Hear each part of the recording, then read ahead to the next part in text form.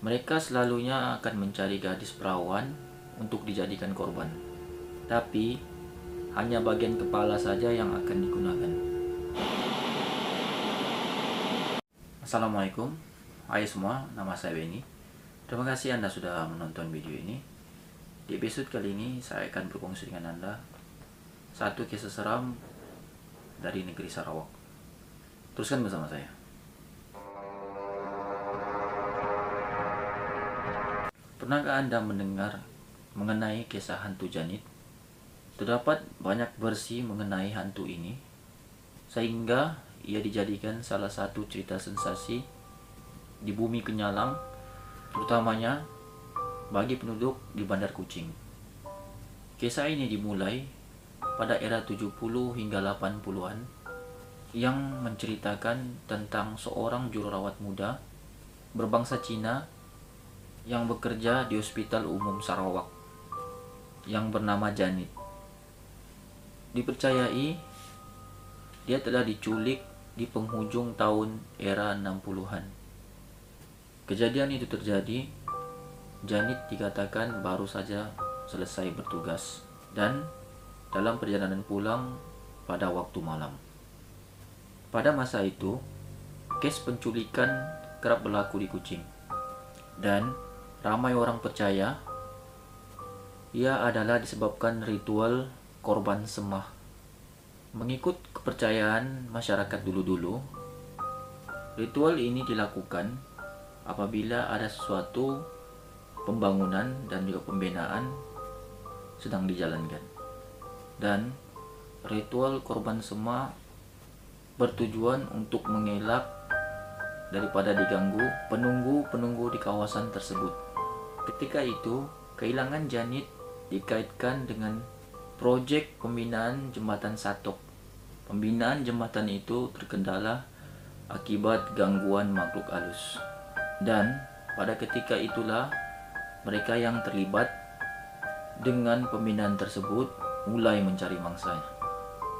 Kalau di Sabah, mereka akan memanggilnya sebagai pengait.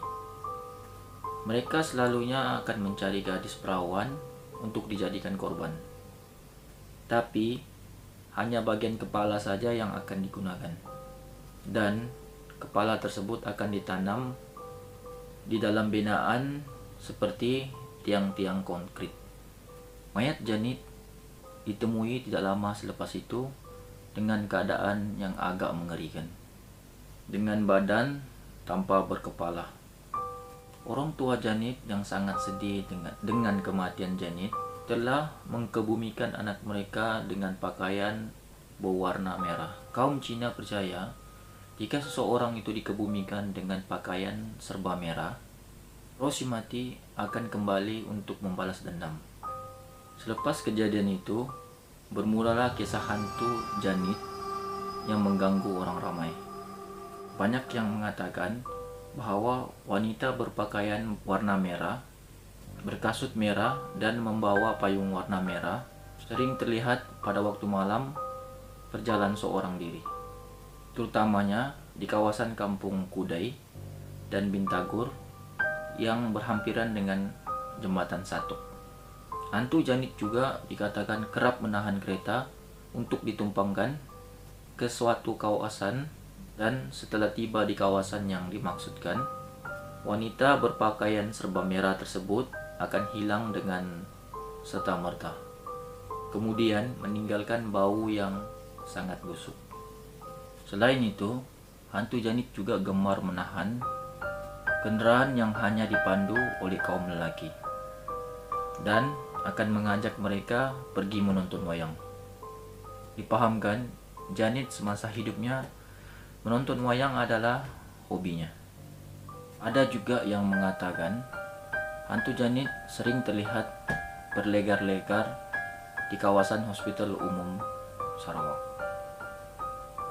Hantu Janit ini bukan saja terkenal di seluruh Sarawak dan Malaysia, tapi di negara-negara lain, salah satunya Jepun, telah menjadikan hantu Janit sebagai salah satu watak dalam komik bertajuk 3X3 Eyes yang diterbitkan pada tahun 1987 hingga 2002. Dan pada tahun 1993, komik tersebut telah memenangi anugerah Kodansha Manga. Sehingga kini, hantu Janit masih menghantui minda penduduk Sarawak dan kekal menjadi misteri. Cerita ini saya kumpulkan dari berbagai sumber untuk hiburan Anda semua. Semoga Anda terhibur untuk cerita seram malam ini.